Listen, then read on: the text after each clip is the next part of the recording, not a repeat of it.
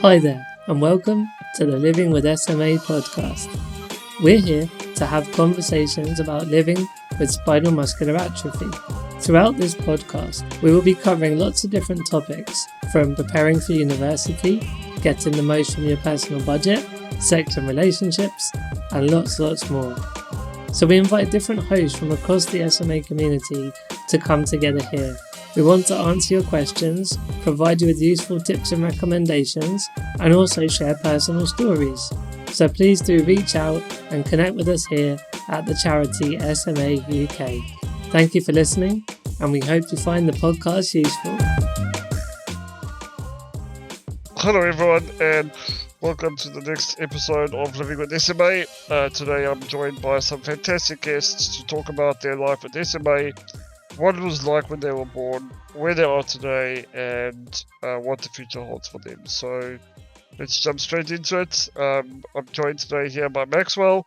Maxwell, thank you. Why don't you tell us a little bit about yourself, like a quick introduction, and then we'll get into the awesome stuff. Hi, so I'm 18 years old. I've currently just finished A levels and I'll be going to university in September to study business management. I'm a very businessy kind of guy. My favorite subject, yeah. Awesome. Awesome. And what type of SMA do you have, if you don't mind me asking? I have SMA type 2. Awesome. Awesome. So same as me. I also have SMA type 2. Oh, cool. Yeah. So if you don't mind me asking, when were you diagnosed? So I was diagnosed just before I turned 3 at Hinchinbrook Hospital, which is the local hospital. Um, I know it was quite hard on my parents. Um, there wasn't really a lot of information that was really given to them. Uh, I think they said that I probably wouldn't live out of my childhood. It was quite a hard thing on my parents to go home and tell everybody, but they were so wrong. Yeah. Absolutely. I can totally relate to that. It seems to be something that's very common from previous years. Um, Same with me. I was diagnosed before my 3rd birthday, and doctors also said that I would never get to this age, and then that age, and then that age, to the point where we just stopped listening and carried on living, I guess. So, from your recollection, what kind of support was available to you and your family post-diagnosis? I know there wasn't really too much. I know there was the Jennifer Trust, that helped me when I went to reception, all the way back then. Um, there was a few charities and stuff like that that helped me get my first wheelchair. So I was in a power wheelchair at age of 4, which was quite Awesome. lethal actually. It was a very fast wheelchair. Um, I was very dangerous. Epic. But I think that was about it. And then I went to Gosh, Great Ormond Street, and they were the kind of the first people that actually had any real information about SMA really. Hmm. Um, and they helped my family quite a lot, like getting me like into like physio and stuff like that. Um, but that was the kind of the real first time that there was really anything, I would say. Okay. And has there been anyone that you've been able to turn to in terms of emotional or mental health support? Um, Not really. I kind of knew someone that lives quite close to me, Ross Hovey, who also has SMA.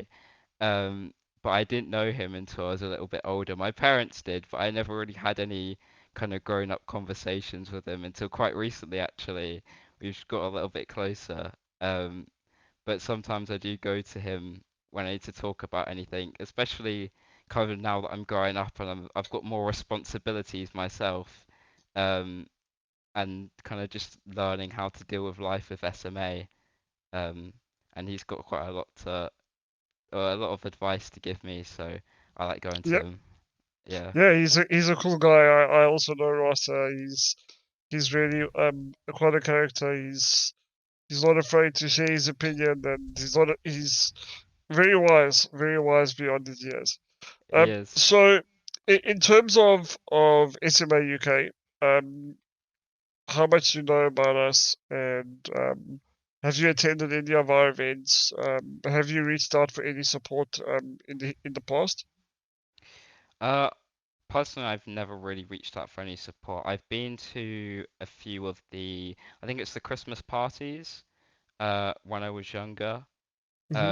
which I really enjoyed, especially like the gaming bit that they have there. They had like an adapted gaming session. I'm quite a keen gamer, so I was Awesome. quite excited. We talked to the guy there, and I got like a few signed things that he managed to get me, which was really cool. That's Um, cool. by the developers of like one of my favorite games.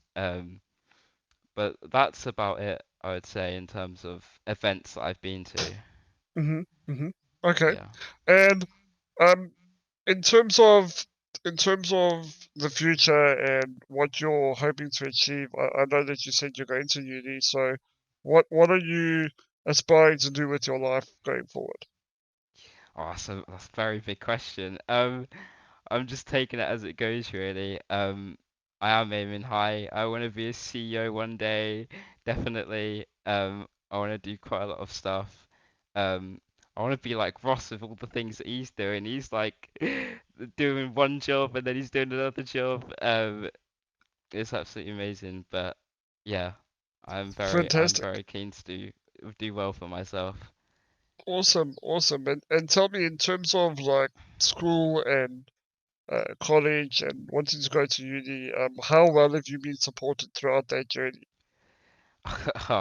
Um, I would say it's been quite hard. Definitely a lot of fights that I've had to do to get the support that I need. Hmm. Um, I think as I've got older, it's kind of gone from my parents to me, kind of like fighting for myself more. Um, and I've realized how much they actually have to fight for. There's been so much I've been kind of like excluded from that my parents try and make me like get me to do. But no, my school was quite bad on accessibility kind of side of it. Like for example, sixth form. Uh, I haven't actually been up in the sixth form, like the first level, for the 2 years that I was there, because of the fire risk plan.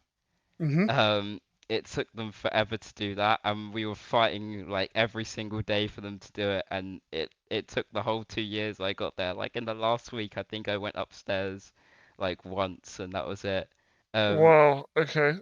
Educationally, it's been amazing. Like I've done quite well for myself, but I think that was kind of more me taking it into my own hands and doing like a lot at home to catch up because of like doctor's appointments and stuff like that. Um, but yeah, it Okay. was quite hard. All right. No problem. And um, when we look at, I guess you have someone to look up to in Ross, which is Yeah, great.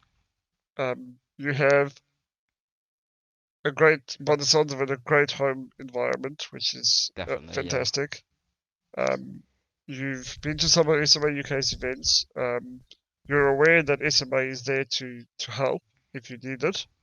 yeah. Um, looking at what you've been through as a child all the way up to where you are now, what what would you tell your younger self?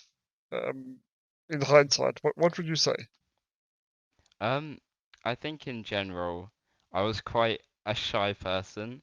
I'd say to definitely be more confident in myself, and speak up for myself more. I was kind of quite quiet. Um, I still kind of am sometimes, but I definitely say to my younger self to stand up for myself more, um, and intervene definitely more. Also to drink more water, because I never used to drink water, but that's just a separate thing. I don't know if it's like with everybody with SMA, but I never used to drink water. It's kind of funny because I never wanted to go to the toilet because I didn't want to miss out because it used to take me longer. But yeah. Okay, well, my reasons are a little bit different, but I hate water. I'm 37 years old and I still don't like water, so you're not alone on that one. All right, I will drink 11 cups of coffee and 4 cups of tea Yeah. so that I make sure I'm still being hydrated, but it's not going to be water. I'm not a fan, so you're not alone with that. Yeah, water's a bit boring, I can't lie. Absolutely, and in Yeah. my opinion, there's more chemicals in water than anything else. So I Oh, just, definitely. I always tell my carers that water is there to bathe, wash dishes, and your clothes, Yeah. and to cook. That's it. That should Yeah. be the only purpose of water. Definitely. So, so I mean, obviously we need it to water the garden and things like that. But I mean, in the home in general, yeah, that's just my opinion. I'm not a fan. Um, Maxwell, thank you very much for being with us today and sharing your story. It's really great to hear the similarities. It kind of hopefully will show the community that we're not alone in our experiences. We're not alone in the challenges that we face, and we're not alone in the good times that we have. So Yeah. thank you very much for your time, and hopefully we'll see some great things coming from you. And who knows, in the future episode we might be speaking to CEO Maxwell. Oh, definitely. Definitely. You've been listening to the Living with SMA podcast. We hope you can join us again next time, but in the meantime, please don't forget to like and subscribe so you don't miss an episode. You can find out more on our website at smauk.org.uk.